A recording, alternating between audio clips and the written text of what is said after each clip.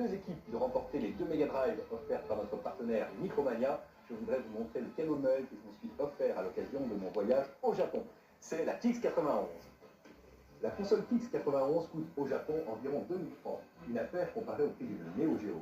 Les avantages de la Kix sont nombreux. Les joysticks sont ceux des machines d'arcade, on peut s'exciter dessus sans danger. Leur robustesse est à toute épreuve. Les boutons de tir sont larges et toutes les options sont possibles. Tir automatique, 2 joueurs, etc.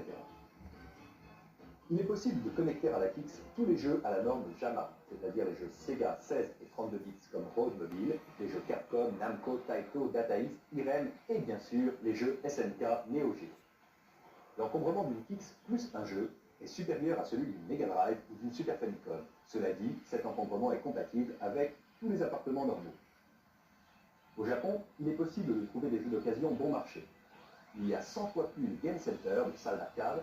Les cartes, que l'on appelle également plaques, ont un taux de rotation élevé. Elles sont sans cesse rachetées, revendues, re-rachetées. Pour un jeu ancien comme Contra, il faut compter 250 francs. En revanche, un jeu neuf et récent peut coûter cher. J'ai vu Street Fighter 2 en vente à 10 000 francs.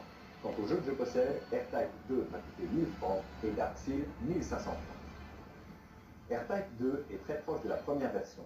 L'action est rapide et incessante. Les décors sont très fouillés et les monstres de fin de niveau fabuleux. Une fois la console en marche, il est quasiment impossible de s'arrêter de jouer. Vous avez d'ailleurs failli ne pas avoir de micro-kit cette semaine car j'avais beaucoup mieux à faire.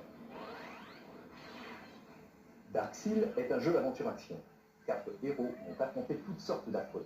L'intérêt principal de ce jeu, outre sa beauté graphique, est le nombre de niveaux à parcourir. Bien sûr, il est possible et même conseillé de jouer à deux. Bref, deux très bons jeux. Si vous avez contact au Japon, je vous recommande l'achat d'une Kix.